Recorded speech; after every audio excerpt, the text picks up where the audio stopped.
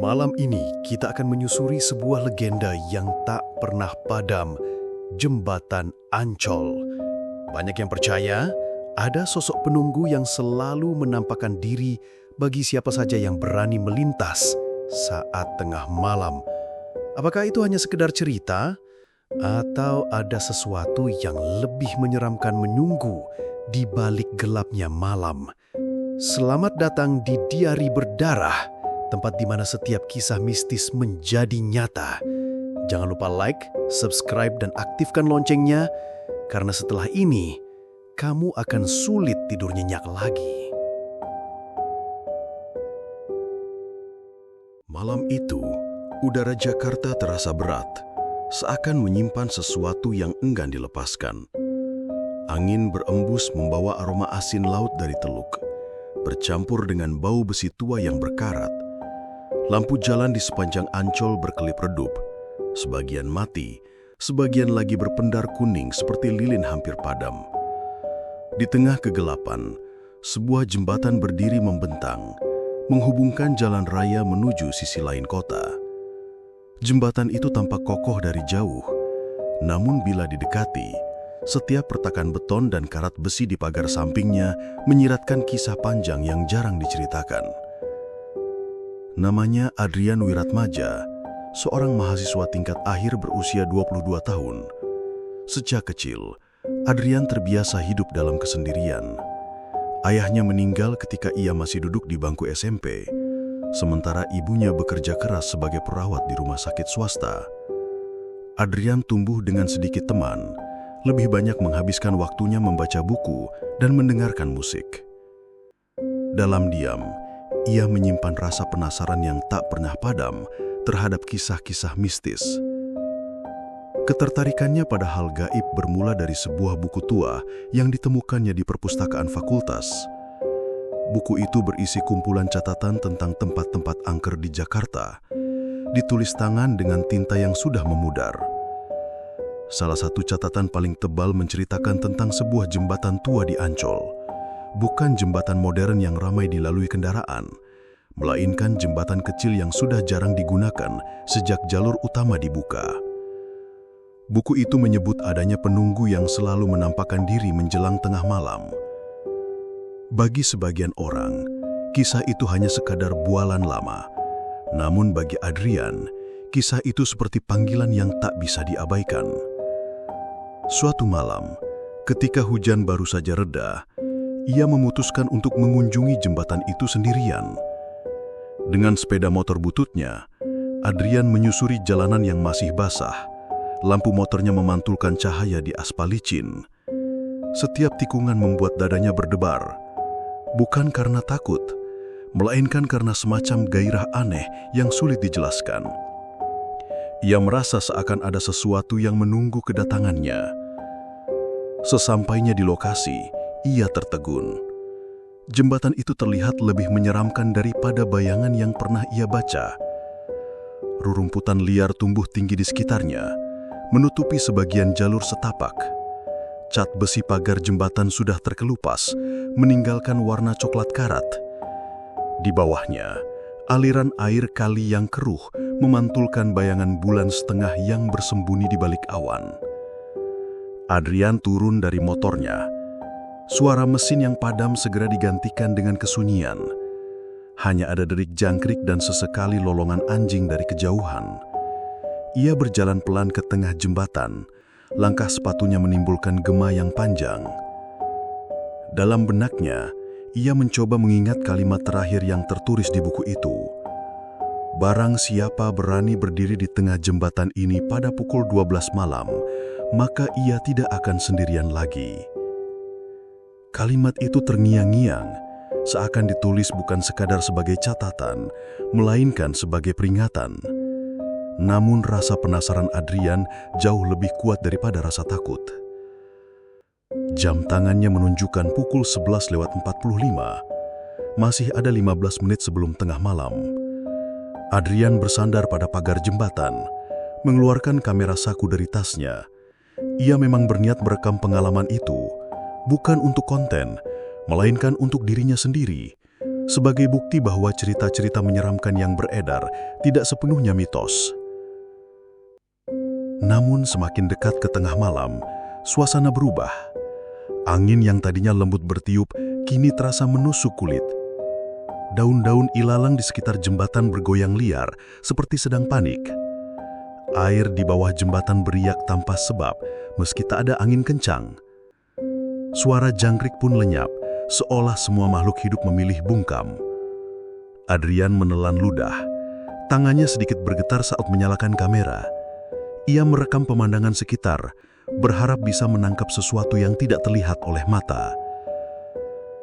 Detik-detik terakhir menuju tengah malam terasa panjang. Jarum jam tangannya bergerak lambat, seperti sengaja menundanya. Adrian melirik kiri dan kanan, jantungnya berdetak keras.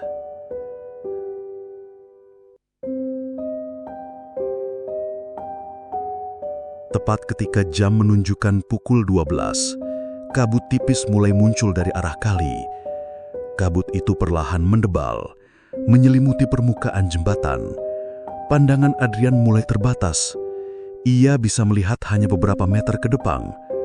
Kamera di tangannya merekam suara napasnya sendiri yang berat. Di tengah kabut, ia mendengar sesuatu.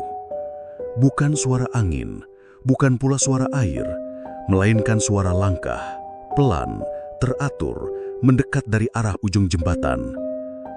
Adrian menahan napas. Ia memfokuskan pandangan ke arah suara itu. Siluet samar mulai tampak. Tubuh seseorang atau sesuatu. Dari jauh, tampak sosok tinggi dengan rambut panjang menutupi wajah, berjalan perlahan ke arahnya. Setiap langkah menimbulkan gema aneh yang tak sama dengan langkah manusia biasa. Adrian terpaku. Antara takut dan kagum, ia tak bisa mengalihkan pandangan. Kamera di tangannya bergetar hebat, merekam sosok itu semakin jelas. Dan saat jarak tinggal beberapa meter, kabut tersingkap sedikit, memperlihatkan wajah pucat dengan mata hitam kosong. Bibir sosok itu bergerak, namun tidak mengeluarkan suara. Adrian merasa kepalanya dipenuhi bisikan asing yang tidak ia mengerti. Ia mencoba mundur, tapi tubuhnya seakan terkunci. Sosok itu berhenti tepat di depannya.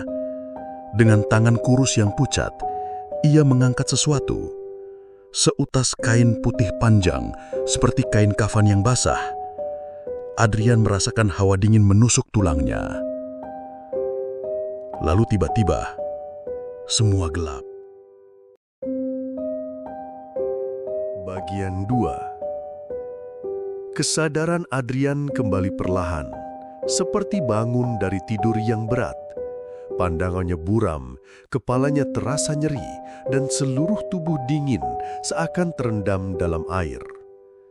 Ia berbaring di lantai jembatan. Kamera sakunya tergeletak beberapa langkah darinya. Lampu jalan masih menyala redup, namun kabut yang tadi menyelimuti jembatan kini sudah hilang. Ia berusaha bangkit, meski tubuhnya gemetar hebat. Nafasnya terengah-engah, dadanya sesak. Ia menoleh ke sekeliling, mencari sosok yang tadi dilihatnya. Tidak ada siapa-siapa. Jembatan kembali sepi, hanya suara air kali yang mengalir malas di bawah sana. Namun Adrian tahu, apa yang ia lihat bukan sekedar mimpi. Bayangan wajah pucat itu masih jelas terpatri di kepalanya.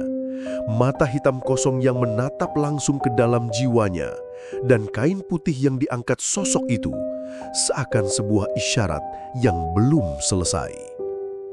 Tangannya meraih kamera dengan gemetar. Layar kecilnya masih menyala, merekam sejak tadi.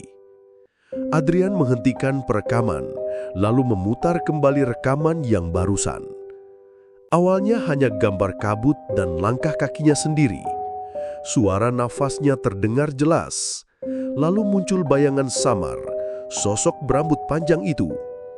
Hanya sebentar, kemudian layar mendadak bergaris, bergetar, dan gelap. Tidak ada rekaman wajah pucat itu, hanya suara berdesis aneh, seperti bisikan. Adrian merinding. Ia memperbesar volume rekaman. Dari suara desis itu, samar-samar terdengar sebuah kata. Kembali. Dadanya berdebar hebat. Kembali? Maksudnya apa? Ia buru-buru memasukkan kamera ke dalam tas, lalu menyalakan motor. Ban belakang tergelincir sebentar di aspal basah sebelum akhirnya stabil. Ia memacu motor secepat mungkin meninggalkan jembatan, mencoba menepis bayangan wajah itu dari pikirannya. Namun semakin jauh ia melaju, semakin kuat perasaan itu menghantuinya, seperti ada mata yang terus mengawasinya dari belakang. Sesekali ia menoleh melalui spion, namun jalan kosong, hanya bayangan lampu jalan yang menjauh. Adrian tiba di rumah hampir pukul 1 dini hari. Ibunya sudah tertidur. Rumah gelap kecuali lampu kecil di ruang tamu. Ia langsung masuk ke kamar, mengunci pintu, lalu merebahkan diri di ranjang. Namun matanya tak bisa terpejam. Bayangan sosok itu selalu muncul setiap kali ia mencoba menutup mata. Menjelang subuh, ia akhirnya tertidur, meski penuh mimpi buruk. Hari-hari berikutnya berjalan aneh. Adrian tetap pergi kuliah seperti biasa, bertemu teman-teman, mengerjakan tugas akhir yang menumpuk. Namun pikirannya selalu kembali ke jembatan itu. Rekaman di kameranya berulang kali ia putar, mencari detail yang terlewat. Kata kembali itu semakin jelas terdengar setiap kali ia dengarkan dengan earphone. Malam-malamnya pun berubah. Hampir setiap malam, ia terbangun tiba-tiba sekitar pukul 12 lewat. Di luar kamarnya, ia mendengar suara langkah pelan, seperti seseorang berjalan mondar-mandir di teras rumah. Pernah sekali, ia berani mengintip dari jendela. Hanya ada halaman kosong, namun rumput bergoyang tanpa angin. Semakin lama, sosok itu mulai muncul dalam mimpinya. Adrian bermimpi berdiri di tengah jembatan lagi dengan kabut yang lebih tebal. Sosok berambut panjang itu mendekat, kali ini membawa sesuatu, sebuah cermin retak. Dalam cermin itu, Adrian melihat wajahnya sendiri dengan mata hitam kosong seperti penunggu itu. Setiap kali ia terbangun, tubuhnya basah oleh keringat dan telinganya masih berdenging oleh bisikan yang sama. Kembali. Puncaknya terjadi pada malam ke-7 setelah kunjungannya. Adrian baru saja selesai mengerjakan revisi skripsi ketika listrik rumahnya tiba-tiba padam. Jam menunjukkan pukul 11:50. Ia menyalakan senter ponsel, berjalan ke arah jendela, dan saat itulah ia melihatnya. Sosok itu berdiri tepat di seberang jalan depan rumahnya. Wajah pucat, rambut panjang menutupi sebagian muka, tubuh terbungkus kain putih lembab. Sosok itu tidak bergerak, hanya berdiri menatap lurus ke arah kamar Adrian. Jantungnya hampir berhenti, tangannya gemetar hebat, ponselnya hampir terlepas. Ia mundur, menutup gorden dengan cepat, lalu mengunci pintu kamar. Namun beberapa detik kemudian, ia mendengar suara ketukan di jendela. Pelan, berirama, 3 kali. Tok, tok, tok. Adrian menahan nafas, tubuhnya membeku. Lalu suara bisikan itu terdengar lagi, lebih jelas daripada sebelumnya. Kembali ke jembatan. Sejak malam itu, Adrian tidak bisa lagi mengabaikan panggilan itu. Ia merasa apapun yang sudah ia ganggu di jembatan Ancol, kini menuntutnya kembali. Seolah-olah ada perjanjian tak kasat mata yang sudah ia sepakati tanpa sadar. Hatinya diliputi ketakutan, tapi juga rasa penasaran yang lebih besar. Ia tahu satu hal, jika ia tidak kembali, sosok itu akan terus menghantuinya, mungkin bahkan membahayakan ibunya. Dan malam berikutnya, Adrian bersiap. Dengan kamera yang sama dan tekad yang bercampur ketakutan, ia memacu motor menuju jembatan terkutuk itu sekali lagi. Namun kali ini, Ia tidak sendiri. Bagian 3. Malam itu, udara Jakarta terasa lebih berat dari biasanya. Hembusan angin dari laut membawa bau asin bercampur amis yang menusuk hidung. Lampu jalan berkelip-kelip seakan enggan menyala penuh, menambah suasana muram. Adrian menyalakan motor pelan-pelan meninggalkan rumahnya yang sepi. Ia tak sempat berpamitan pada ibunya yang sudah tertidur, hanya meninggalkan secarik catatan di meja makan. "Aku keluar sebentar, jangan khawatir." Namun, dalam hati ia tahu mungkin catatan itu tidak cukup. Ada kemungkinan ia tidak akan kembali. Perjalanan menuju Ancol terasa lebih panjang dari biasanya. Jalanan kosong, hanya sesekali mobil melintas. Dalam spion, ia beberapa kali merasa melihat siluet putih mengikuti dari kejauhan. Tapi setiap ia menoleh, jalan kembali kosong. Ketika jarak dengan jembatan tinggal beberapa ratus meter, udara berubah drastis. Kabut tipis mulai muncul dari permukaan kali, menutupi aspal yang basah. Adrian melambatkan laju motor, jantungnya berdetak semakin keras. Sesampainya di tengah jembatan, ia mematikan mesin motor. Suasana mendadak hening. Tidak ada kendaraan lain, hanya suara air kali yang beriak pelan. Adrian menyalakan kamera, menyorot ke sekeliling, berharap bisa merekam sesuatu lebih jelas daripada sebelumnya. Kabut menebal, suhu udara turun drastis, membuat nafasnya membentuk uap putih. Jari-jarinya terasa kaku, menggenggam kamera erat-erat. Lalu terdengar suara itu lagi, bisikan yang sudah menghantuinya berminggu-minggu. Kali ini lebih jelas, lebih dekat, seakan berada tepat di samping telinganya. "Kembali, aku menunggumu." Adrian memutar badan, mencari sumber suara. Tidak ada siapa-siapa, tapi kamera dalam genggamannya bergetar. Layarnya menampilkan gangguan aneh, garis-garis statis berkelebat, kemudian sebuah bayangan muncul. Sosok itu berdiri hanya beberapa meter di depannya. Tubuh tinggi terbungkus kain putih yang kusam dan kotor. Rambut hitam panjang menjuntai menutupi hampir seluruh wajah. Namun dari celah rambut itu, Adrian bisa melihat sepasang mata gelap yang kosong menusuk ke dalam jiwanya. Tangannya hampir saja menjatuhkan kamera. Siapa? Siapa kau?" Suaranya bergetar. Sosok itu tidak menjawab. Ia hanya mengangkat tangannya perlahan. Dari balik kain putih muncul sebuah cermin retak. Cermin yang sama persis seperti yang Adrian lihat dalam mimpinya. Cermin itu bergetar, memantulkan wajah Adrian. Namun bukan wajahnya yang biasa. Di dalam pantulan Adrian melihat dirinya dengan mata hitam legam, kulit pucat dan senyum menyeramkan yang bukan miliknya. "Tidak, ini tidak nyata," gumamnya, mundur selangkah. Tetapi suara dari cermin itu terdengar jelas, seperti datang dari mulutnya sendiri. "Kau sudah memanggilku, sekarang kau tidak bisa pergi." Tiba-tiba kabut di sekeliling menutup rapat, membuat jembatan terasa seperti ruang terkurung. Adrian mencoba lari, tapi langkahnya berat seakan terikat. Kamera di dalam genggamannya mendadak mati total, layarnya hitam. Suara-suara mulai terdengar dari bawah jembatan.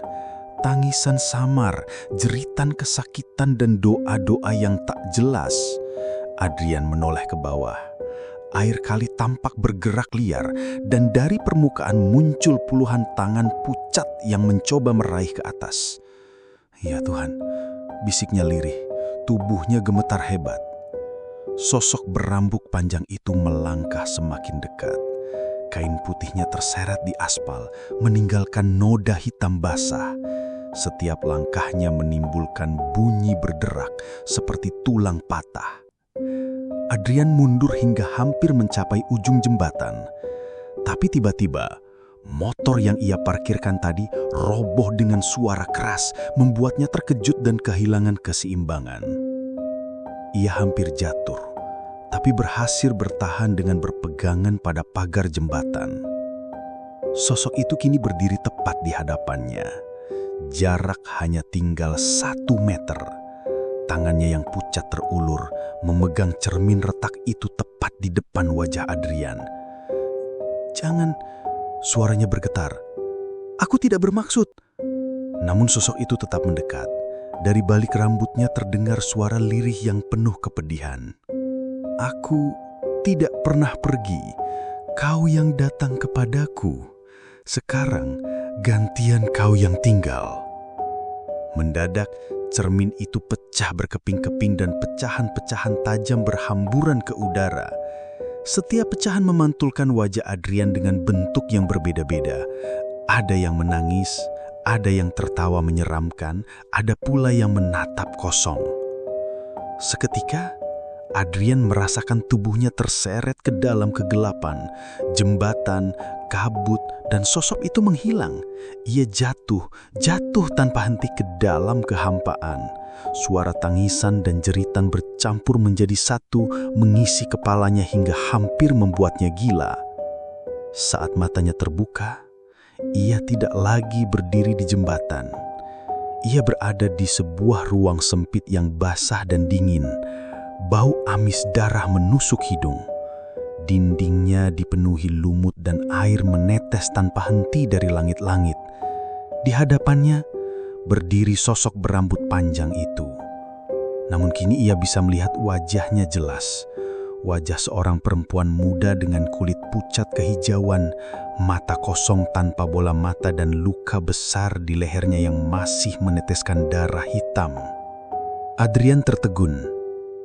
Kau bukan hantu biasa." Perempuan itu tersenyum samar. Senyum yang lebih menyeramkan daripada tangisan. "Aku penunggu jembatan ini, dan kau akan menjadi bagianku." Bagian 4. Adrian berdiri kaku. Tubuhnya seolah membatu di hadapan perempuan itu. Luka menganga di lehernya terus meneteskan cairan pekat berwarna hitam, menodai lantai basah yang dipenuhi lumut. Suara tetesan bercampur dengan gema tangisan samar dari tempat entah di mana, menambah tekanan pada dadanya. Ia mencoba mundur, tetapi punggungnya menabrak dinding licin yang dingin. Tidak ada jalan keluar. Ruangan itu seperti lorong tak berujung dengan kegelapan menelan di setiap sisi. "Aku tidak ingin di sini." Suaranya lirih, nyaris tak terdengar. Perempuan itu melangkah maju. Kain putihnya menempel di lantai basah, menyisakan jejak merah kehitaman. Rambut panjangnya berayun mengikuti gerakan, sebagian menempel pada wajahnya yang pucat. Bibirnya bergerak perlahan, mengeluarkan suara yang terdengar seperti 2 nada sekaligus. Lirih seorang perempuan dan berat seperti seorang lelaki. Semua yang melintas jembatan ini pernah memanggilku. Mereka yang tak berhenti penasaran, tak bisa lagi kembali. Kau salah satunya. Adrian menggeleng cepat, nafasnya tersengal.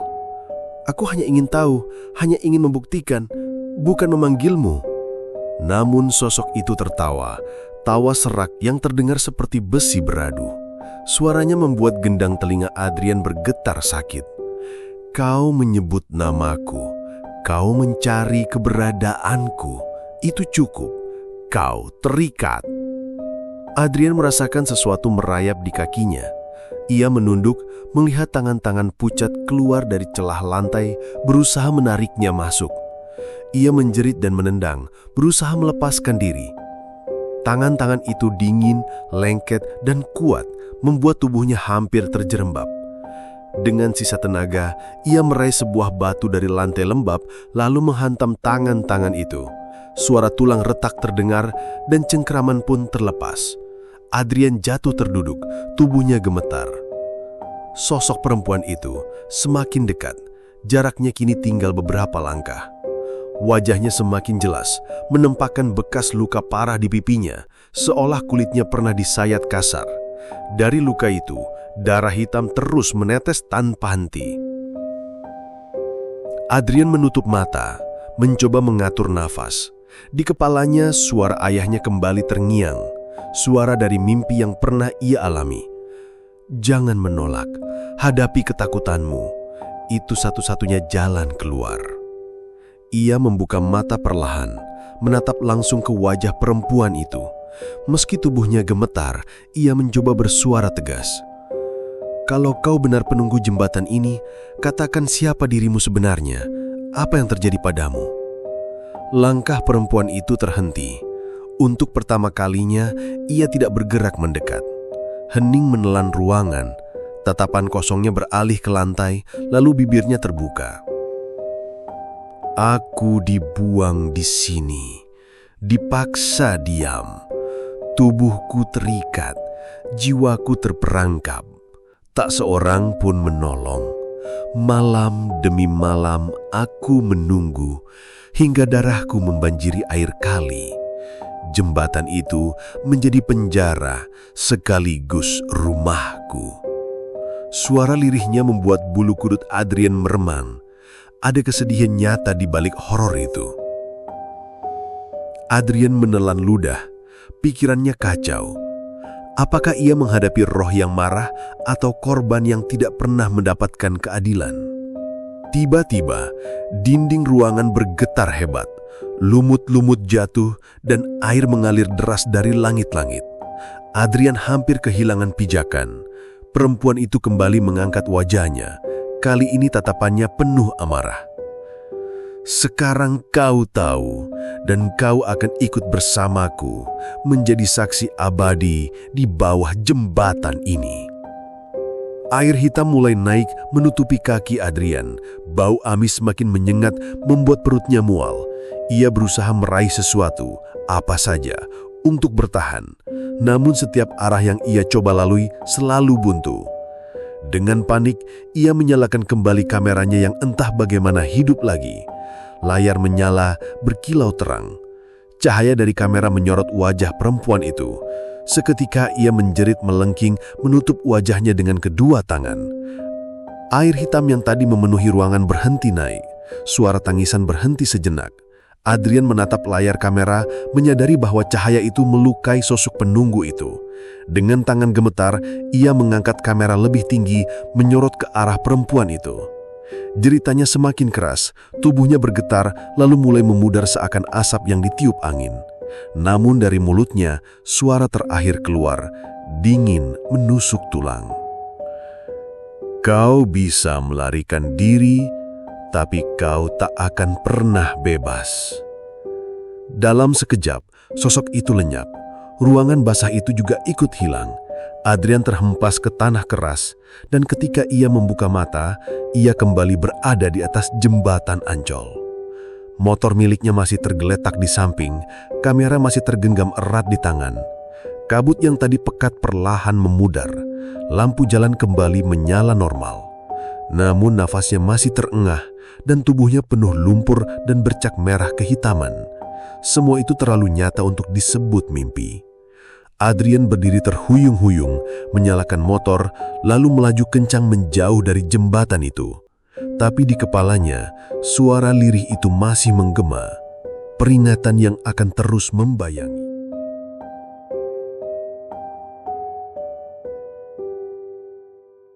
Bagian 5. Adrian tidak menoleh sedikit pun selama motor tuanya melaju menembus jalan sepi yang dipenuhi kabut sisa hujan. Lampu jalan satu persatu kembali menyala, tapi cahaya kuning redup itu justru membuat bayangan pohon di pinggir jalan terlihat seperti sosok-sosok mengawasi perjalanannya. Setiap tarikan gas terasa berat, dadanya masih sesak, pikirannya dipenuhi teriakan sosok perempuan tadi. Kata-kata kau tak akan pernah bebas terus terngiang, membuat bulu kuduknya berdiri meski udara malam tidak terlalu dingin. Begitu sampai di rumah kontrakannya, ia hampir menjatuhkan motor karena lututnya lemas. Dengan tergesa, ia masuk, menutup pintu, lalu mengunci berulang kali seakan takut sesuatu mengejarnya. Ia terduduk di lantai ruang tamu, terengah menatap kamera yang masih tergenggam erat di tangannya. Dengan ragu, ia menyalakan kamera. Layarnya bergetar sebentar sebelum stabil. Namun alih-alih rekaman horor yang baru saja ia alami, hanya ada video kosong. Gambar jalan basah dengan suara deru angin. Tidak ada perempuan bergaun putih, tidak ada ail hitam, tidak ada tangan-tangan yang menyeretnya. Semua menghilang seakan tidak pernah ada. Adrian meremas rambutnya, bingung sekaligus putus asa. Tidak mungkin, aku jelas-jelas mengalaminya. Namun saat hendak mematikan kamera, layar tiba-tiba berkelip. Gambar yang muncul hanya sepersekian detik. Wajah pucat perempuan itu menatap lurus ke arah lensa dengan senyum miring. Adrian menjatuhkan kamera, napasnya tercekat. Begitu ia mengambilnya lagi, layar kembali menampilkan video kosong. Hari-hari setelah kejadian itu berubah menjadi mimpi buruk. Adrian sering terbangun tengah malam dengan keringat dingin, mendengar suara langkah basah di halaman rumahnya. Kadang ia melihat bayangan putih melintas di ujung matanya, hilang ketika ia menoleh. Tetangga mulai memperhatikan perubahan dirinya. Ia lebih pendiam, jarang keluar, matanya sayu seperti kurang tidur. Beberapa teman menasihatinya untuk pergi ke orang pintar atau ustadz, tetapi ia menolak. Baginya, pertemuan itu bukan sekedar gangguan gaib, ada kisah pilu di baliknya. Suatu malam, ia memberanikan diri kembali menonton rekaman kamera. Kali ini ia meneliti frame demi frame dengan teliti. Di antara rekaman kosong, ia menemukan potongan gambar samar. Sebuah tubuh terikat, luka-luka di sekujur tubuh, lalu bayangan jembatan tua dengan air sungai berwarna gelap mengalir deras di bawahnya. Potongan itu terlalu cepat seolah seseorang sengaja menyisipkan pesan.